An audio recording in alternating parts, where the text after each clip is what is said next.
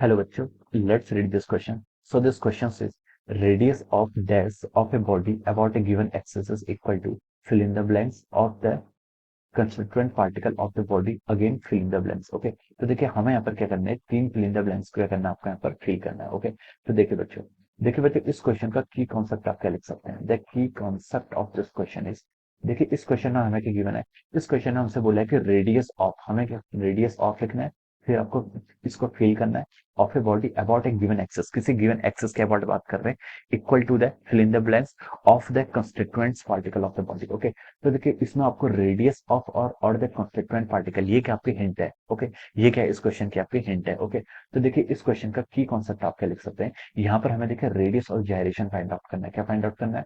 The key concept of this question is our radius of gyration. क्या लिख सकते हैं, radius of gyration is the key concept of this question. Okay तो देखिए बच्चों अब हम इस क्वेश्चन को स्टार्ट करते हैं. देखिए बच्चों रेडियस ऑफ जायरेशन क्या होता है. आपका मान लीजिए कोई यहाँ पर बॉडी है जिसका आपका फाइनाइट मास है. ओके ये मान लीजिए कोई बॉडी है, इस बॉडी का हम क्या फाइंड आउट कर रहे हैं, यहाँ पर आप मोमेंट ऑफ इनर्शिया क्या कर रहे हैं, फाइंड आउट कर रहे हैं. ओके ये आपकी बॉडी है, इसका आप क्या कर रहे हैं, यहाँ पर moment of inertia find out कर रहे हैं.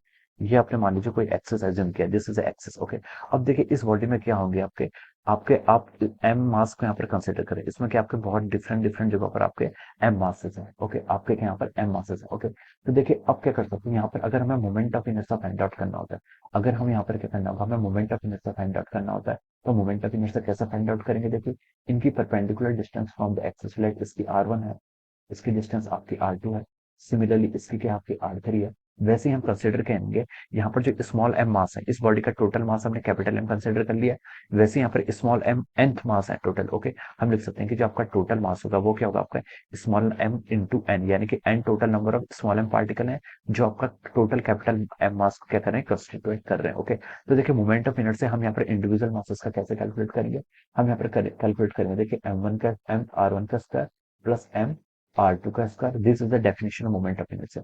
मोमेंट ऑफ इनर्शिया की डेफिनेशन होती है आपकी एम आर का square. Okay this is the definition. Okay ये आपका अगर कंस्टिट्यूएंट्स पार्टिकल है तो हम इसको I I. Okay discrete particle के केस में this is the formula. Okay तो हम इसको ऐसे लिख सकते हैं up to m r n square. Okay ये हम क्या लिख सकते हैं, मोमेंट ऑफ इनर्शिया हम इस रिजिड बॉडी के इस फॉर्मूले से क्या करेंगे, फाइंड आउट करेंगे. ओके तो देखिए बच्चों अब हम इसको आगे और क्या लिख सकते हैं.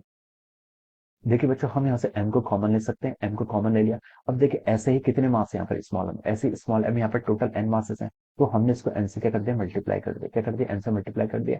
अंदर क्या टर्म आया ब्रैकेट के r1 का स्क्वायर प्लस r2 का स्क्वायर प्लस r3 का स्क्वायर, ऐसे करते करते अप टू rn का square, addition up to rn का स्क्वायर. ओके अब आपने यहाँ पर n से मल्टीप्लाई किया तो हमने इसमें क्या कर दिया, n से आपको डिवाइड कर दिया. ओके तो देखिए स्मॉल m इंटू एन ये किसके इक्वल होगा, this is equal to our capital n, यानी कि टोटल बॉडी के मास के इक्वल हो जाएगा. और ये जो आपकी टर्म आएगी ब्रैकेट में, इसको मैंने एक टर्म के लिए लिख लिया के स्क्वायर लिख लिया. के क्या आपका radius of gyration, radius of gyration क्यों है वो मैं भी बताऊंगा, लेकिन अभी मैंने इसको के स्क्वायर को यहाँ पर इससे रिप्लेस कर दिया. ओके तो देखिए यहाँ से मैं के स्क्वायर को क्या लिख सकता हूँ, यहाँ से मैं के स्क्वायर को आपका लिख सकता हूँ. के स्क्वायर की जो यहाँ से वैल्यू आएगी कितनी आ गई आपकी, देखिए r1 का स्क्वायर प्लस r2 का square plus up to rn का स्क्वायर डिवाइडेड बाई n, ये आपकी क्या आएगी, रेडियस ऑफ जायरेशन की वैल्यू आ गई.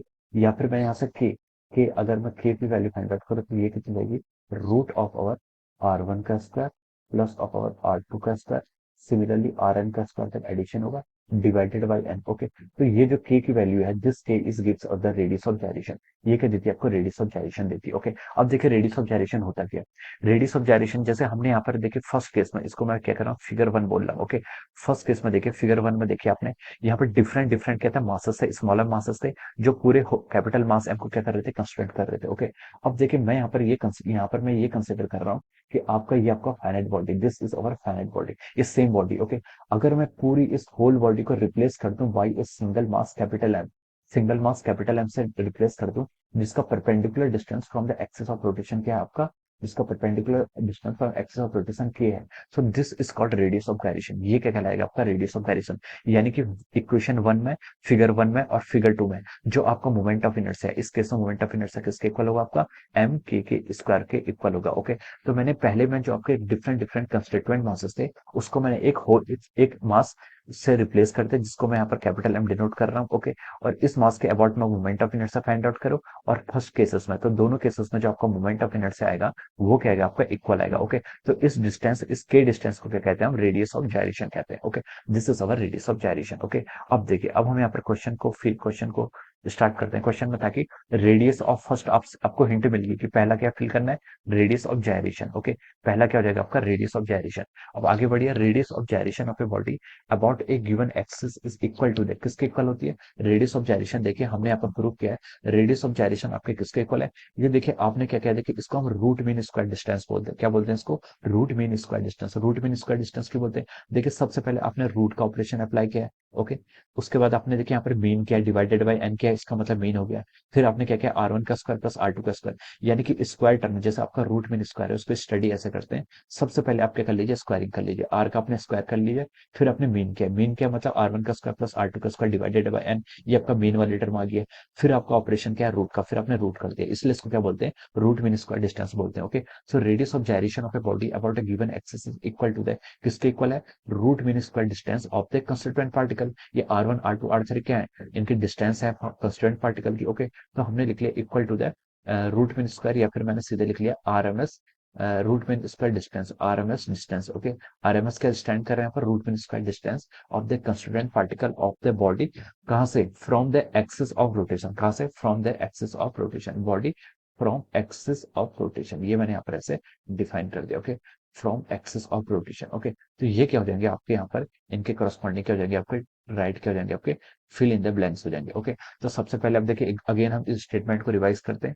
Radius of gyration of a body about a given axis is equal to the root mean square distance of the constituent particle of the body from the axis of rotation. Okay, तो ये statement क्या हो गया आपका, complete हो गया। Okay, so this will be the answer of this question. Okay, so I hope you all understood this concept. All the best and thank you so much.